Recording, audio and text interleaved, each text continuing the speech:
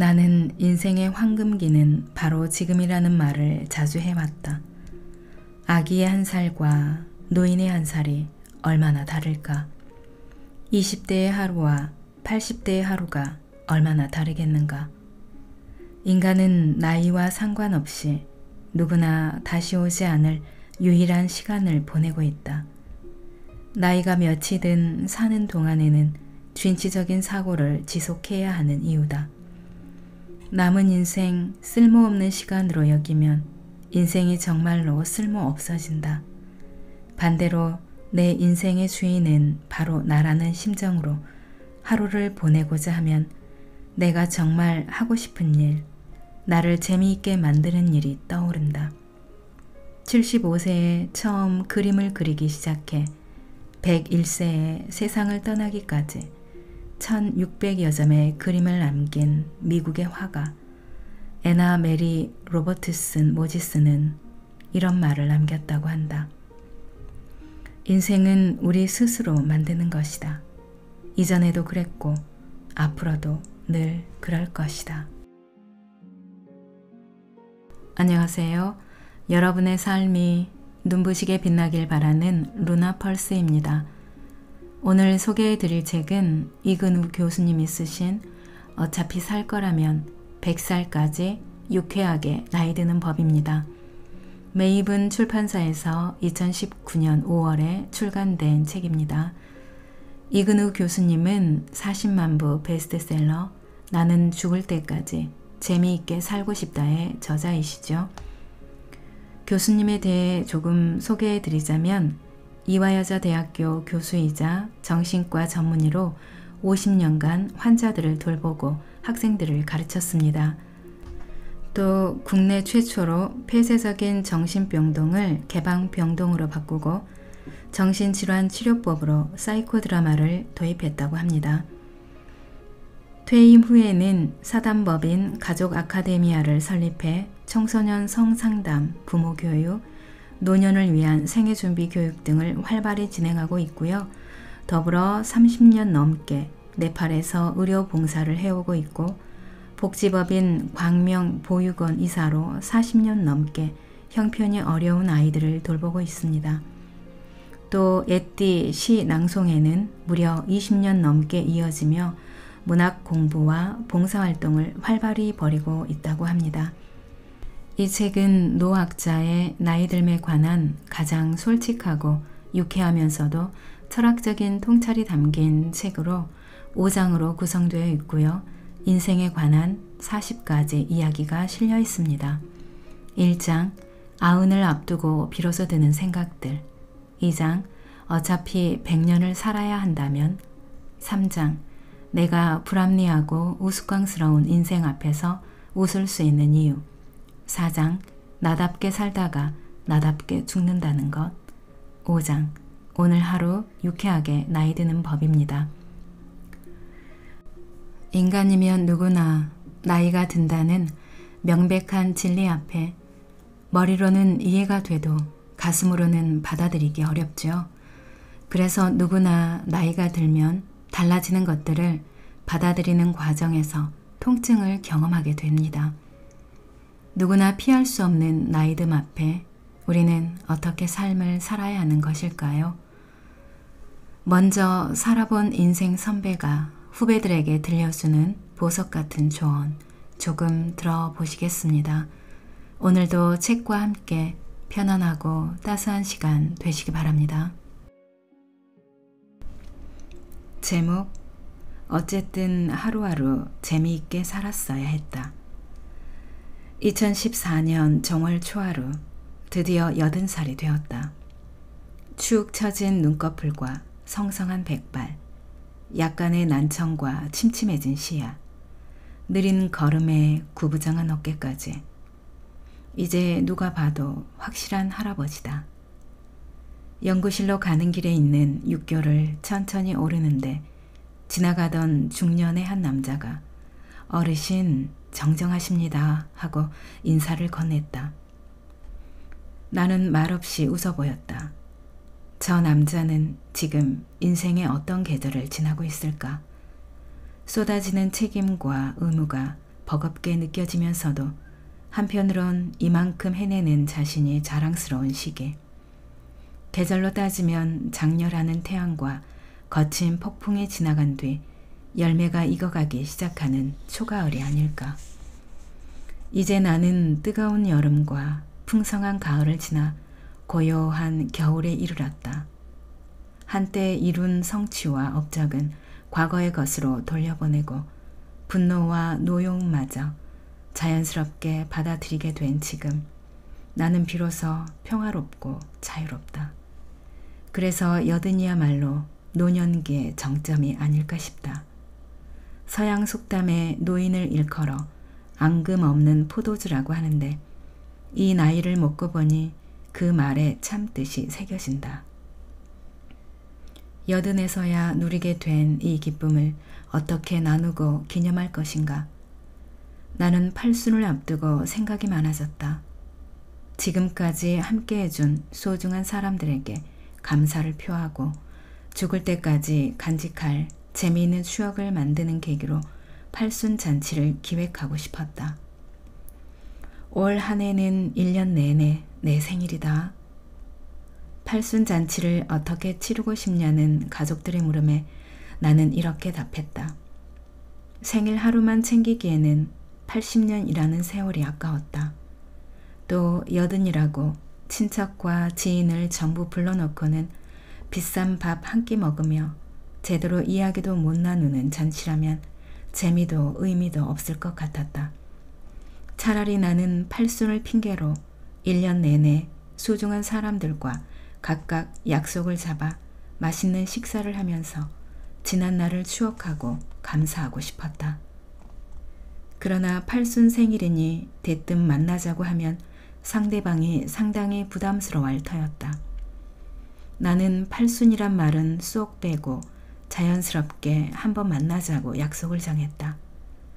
그렇게 만나서 밥을 먹고 담소를 나누고 헤어질 때가 되어서야 사실은 오늘이 내 팔순 생일이야 라고 말했다. 그러면 사람들은 두 가지 반응을 보였다. 첫째는 진작 그런 줄 알았다면 더 좋은 음식을 근사한 곳에 가서 대접할 걸 그랬다며 미안하다는 반응이다. 하지만 이만한 점심도 내 생일을 위한 것이라면 과분하다. 둘째는 1년 내내 팔순 잔치를 치르는 게 신선하고 좋은 아이디어라는 반응이다. 자식들은 부모를 섭섭하지 않게 하려고 큰돈 들여서 잔치를 치러주지만 정작 잔칫날엔 분주하고 정신이 없어 그 의미를 새기기가 쉽지 않다는 거였다. 그러면서 앞으로 다가올 팔순잔치를 어떻게 치를지 나름대로 고민해 보겠다며 돌아갔다. 살면서 잔치의 주인공이 되는 경우가 얼마나 있을까? 돌잔치, 결혼, 환갑, 칠순, 팔순 다 합쳐도 10번을 안 넘는다. 소중한 사람들이 한 목소리로 나를 축하해주는 얼마 안 되는 기회인데 우리는 형식에 얽매이느라 축하하는 기쁨도 축하받는 기쁨도 쉽사리 놓쳐버린다. 겉으로는 번드르하지만 안을 들여다보면 서로 우왕좌왕하느라 그날 하루가 홀라당 사라져버린다. 그런 잔치가 뷔페집 사장님 말고 누구에게 의미가 있을까? 졸작 나는 죽을 때까지 재미있게 살고 싶다를 읽은 사람들이 나에게 가장 많이 하는 질문이 있다. 어떻게 그렇게 재미있게 사셨습니까? 그럼 나는 내가 언제 재미있게 살았다고 했습니까? 재미있게 살고 싶다고 했지요 라고 대답한다. 인생에는 즐겁고 기쁜 날, 슬프고 서러운 날보다 비슷비슷하게 흘러가는 날이 훨씬 많다. 그런데 반복되는 하루를 지겨워하면 재미없는 인생을 살지만 하루하루 작더라도 즐길 거리를 많이 찾아내고 만들어가면 재미있는 인생을 살 수 있다. 나는 일상에서 재미거리를 다양하게 많이 만들려고 노력해왔다. 그리고 그런 재미를 만들기에 가장 좋은 기회가 바로 기념일이다. 사람들이 나를 위해 축하해 줄 준비가 되어 있다는데 내 식대로 즐겁게 자리를 마련해서 축하를 받으면 얼마나 재미있겠는가. 한 번은 가족 아카데미아 회원인 동양화가 한 분이 자신의 환갑을 기념해 제주도에서 전시회를 열었다. 축하해 주려고 전시회에 가서 그림을 보고 있는데 그림 속에 낯익은 얼굴이 있었다. 차근차근 살펴보니 내가 웃고 있는 모습이었다. 옆에서 지켜보던 화가는 웃으며 말했다. 60년을 살면서 기억에 남는 60분의 얼굴을 그려봤어요. 그림을 그리면서 참 행복했습니다. 이 그림은 선생님과 보육원 봉사를 할 때 찍은 스냅 사진을 참고해서 그렸어요. 축하하러 간 내가 되레 그림 선물을 받으며 얼마나 가슴이 따뜻해졌는지 모른다. 자신의 환갑을 다른 사람에게 감사를 표하는 계기로 삼다니. 늘 부드럽고 온화한 성품으로 주변 사람들을 밝혀주던 그다운 잔치였다. 특별한 일, 재미있는 일 하나 없다고 지루하게 살지 말라. 찾아서 누리려고 하면 즐거운 일은 늘 우리 곁에 있다. 대접받으려는 수동성이야말로 세상과 불화하는 가장 큰 요인이다. 인생의 재미는 적극적으로 나서서 스스로 만들어 가야 한다. 그런 태도가 결국은 인생을 정말로 재미있게 만든다. 2014년 12월 30일이 진짜 내 팔순 생일이었다. 우리 가족 13명이 모여 조촐한 생일 파티를 열었다. 자식들은 수산시장에서 내가 좋아하는 회를 사다가 상을 차려주었다. 매운탕도 맛있게 먹었다. 금일봉도 받았다. 지난 80년 세월에 대해 짧게 회고도 했다. 참 오붓하고 만족스러운 더 이상 좋을 수 없는 팔순잔치였다. 제목 삶과 평화롭게 이별하는 법. 죽음에 대하여. 할아버지 연세쯤 되면 뭘 생각하세요? 그게 늘 궁금했어요. 저는 아직 할아버지 연세를 살아보지 않았으니까요. 20대 중반이 된 손자가 갑자기 밥을 먹다 말고 나에게 물었다. 곰곰 생각하다가 이렇게 대답했다. 그게 궁금하니? 할아버지는 죽음이란 것을 생각하고 산단다. 손자가 깜짝 놀랐다. 그가 보기에 할아버지의 생활은 활기 있어 보여서 죽음과는 거리가 멀다고 느꼈나 보다. 할아버지는 죽음이 두려우세요? 그럼 두렵지. 아무도 죽어본 사람이 없잖니. 그러니까 더 두렵단다. 하지만 두려워한다고 영생할 수 있는 것은 아니잖니. 모든 생명이 수명을 다하면 사그라지니까. 그래서 지금은 하루를 더 감사하고 즐겁게 살고 싶은 마음이란다. 손자는 갸우뚱했다.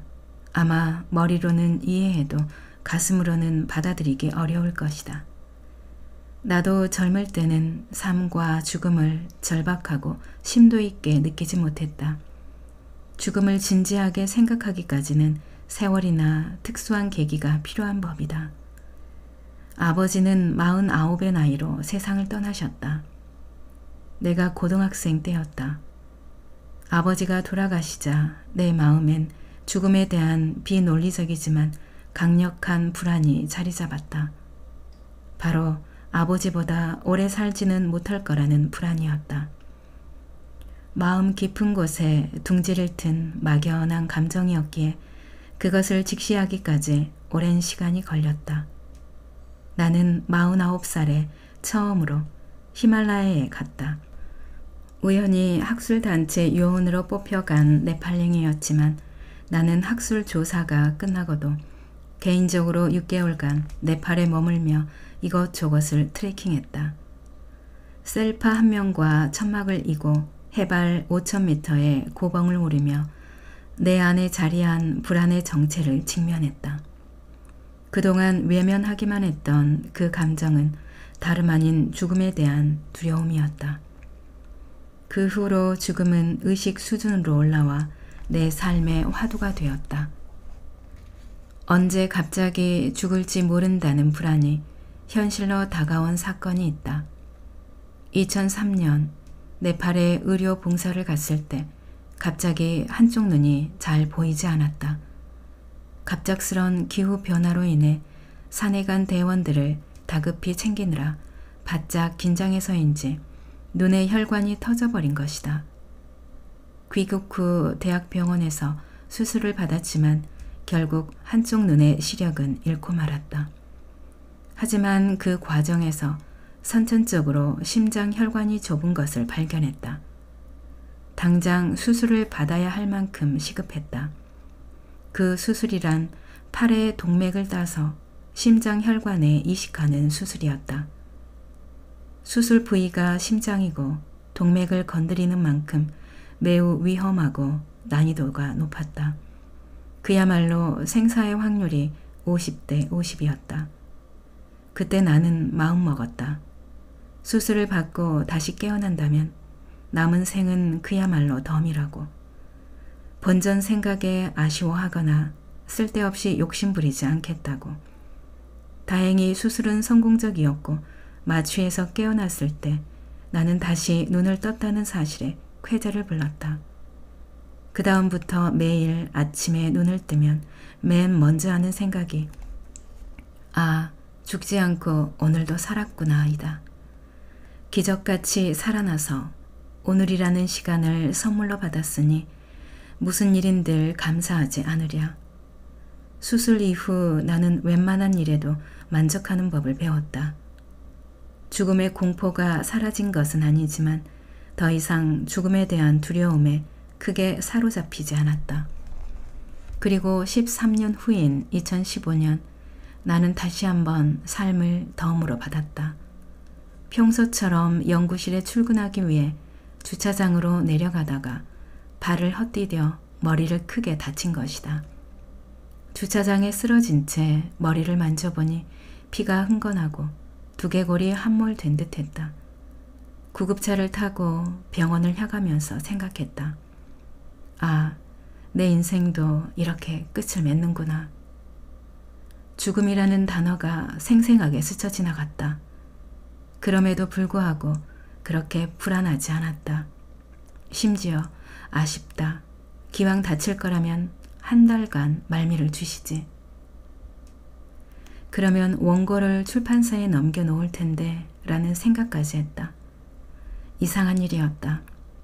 그토록 죽음이 두려웠던 내가 죽음 앞에서 이리도 침착하다니. 그러나 내 예상과는 달리 머리에는 외상만 있을 뿐 뇌 손상은 없었다. 이번 생활은 매우 힘들고 불편했지만 이번에도 생명에 지장이 없는 상태로 퇴원했다. 그렇게 나는 또 새 생명을 얻었다. 새로운 생명으로 치자면 이제 겨우 5살이 된 셈이다. 죽음은 언제나 내 삶의 언저리에 그림자를 드리웠다. 한때는 죽음이 두려워 도망치고 싶었다. 그러나 살아있는 인간이 죽음의 공포로부터 완전히 자유로워지기는 불가능하다.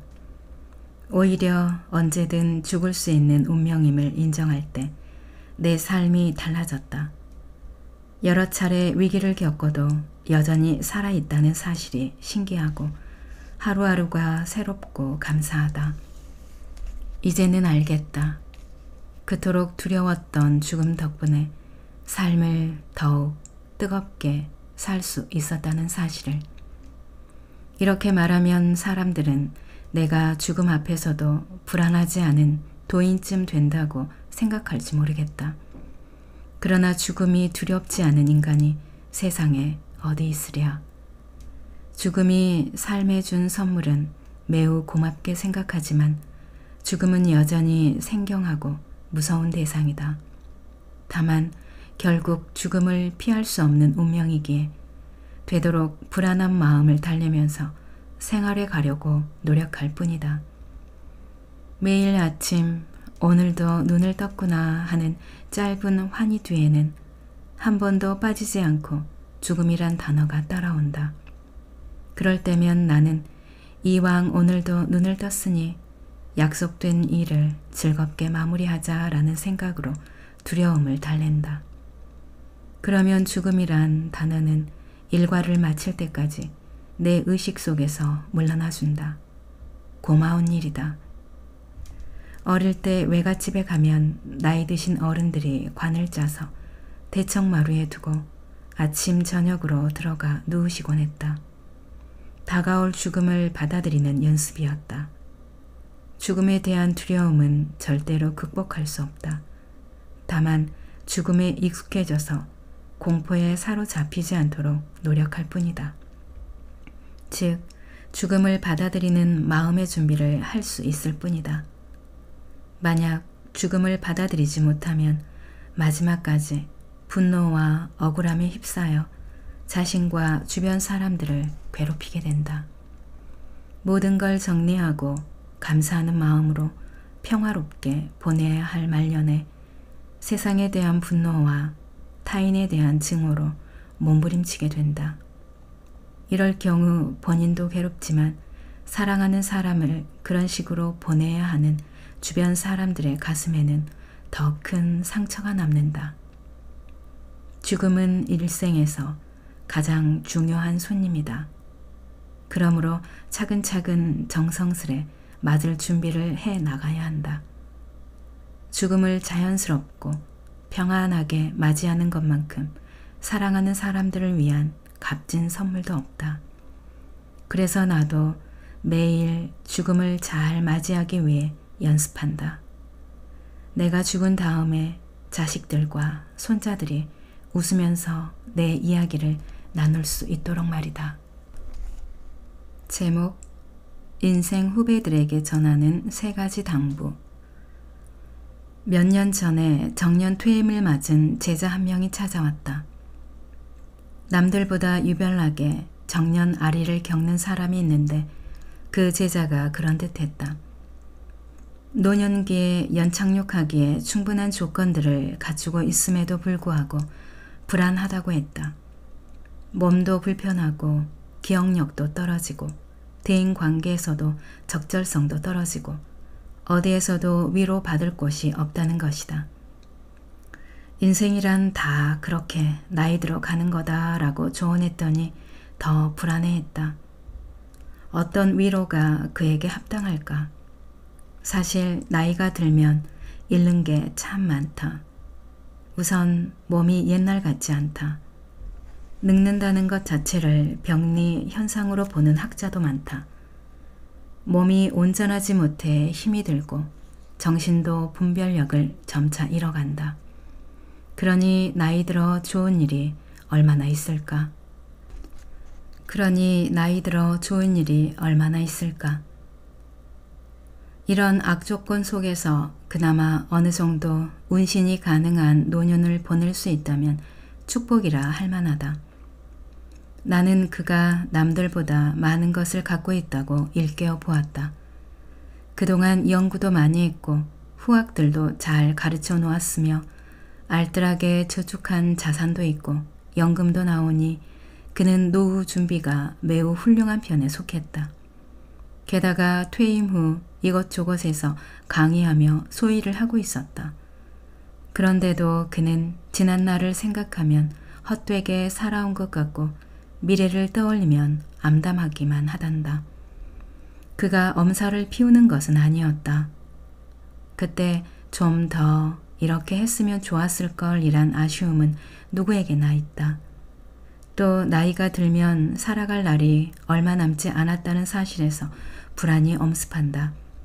그러나 나이 들면 누구도 비켜갈 수 없기에 불안에만 사로잡히는 것은 아무런 도움이 안 된다. 그래서 앞으로 노인의 반열에 오르게 될 후배들을 위해 경험을 토대로 나름의 몇 가지 훈수를 적어보았다. 첫째, 노인이 된다는 것을 받아들이고 그럼에도 불구하고 하는 마음을 갖추라. 선생님, 젊어 보이십니다. 이런 말에 현혹돼서는 안 된다. 아무리 젊어 보여봤자 먹는 나이가 어디로 사라지는 것은 아니다. 젊어 보인다는 게 젊다는 뜻은 아니다. 그런데도 스스로 젊다고 우긴다면 그만큼 어리석은 짓이 없다. 노인이 가진 조건이란 유리한 것이 별로 없다. 둘러보면 우울한 일, 슬픈 일이 더 많다. 그러나 그럼에도 불구하고 하는 마음으로 살펴보면 전부 나쁜 조건만 있는 건 아니다. 몸도 불편하고 마음도 불편하지만 그래도 소일을 할 구석은 어디엔가 있다. 지금까지 가치 있는 일이라고 생각하지 않았을 뿐 분명 할 수 있는 일이 숨어 있다. 지금의 나는 지난 과거의 결과물이다. 누구에게나 과거에 축적한 지식과 경험이 있게 마련이다. 이게 바로 숨어있는 재간이다. 만약 재간을 못 찾겠다면 그것은 쌓아온 결과물을 과소평가하고 있기 때문이다.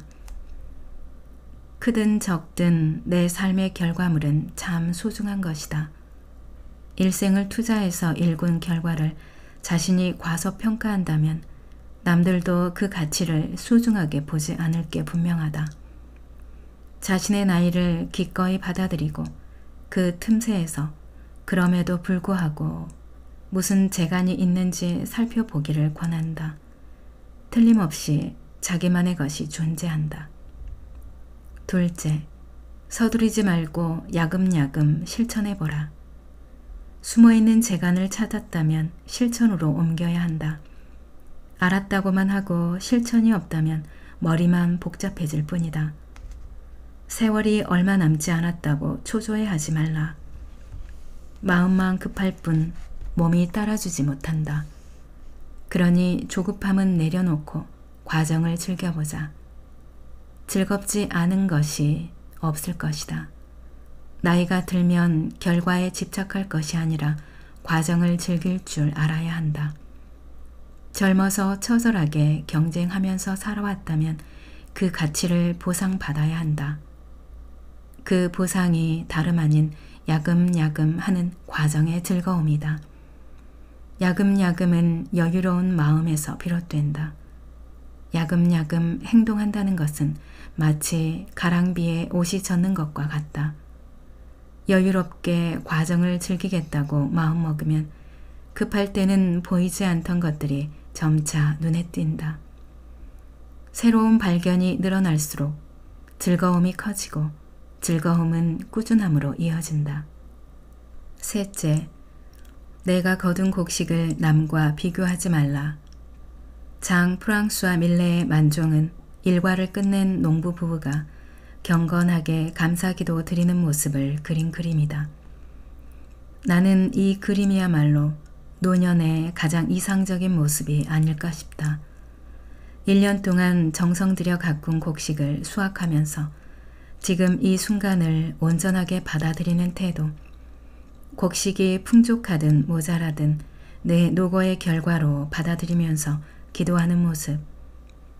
나이가 들면 지나온 삶을 그 자체로 온전히 받아들이고 감사할 줄 알아야 한다. 노년기의 평온과 만족감은 과거를 얼마나 수용하느냐에 달렸다고 해도 과언이 아니다. 얼마 남지 않은 삶을 과거에 대한 집착과 미래에 대한 불안으로 흘려보낸다면 얼마나 무의미한가.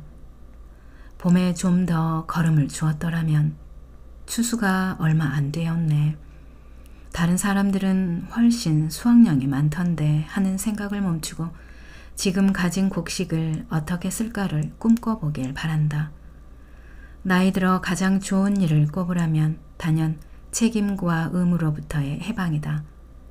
우리는 과거에 어떤 삶을 살았는가? 먹고 살기 위해, 더 잘 살기 위해 앞만 보며 허겁지겁 달려오지 않았던가?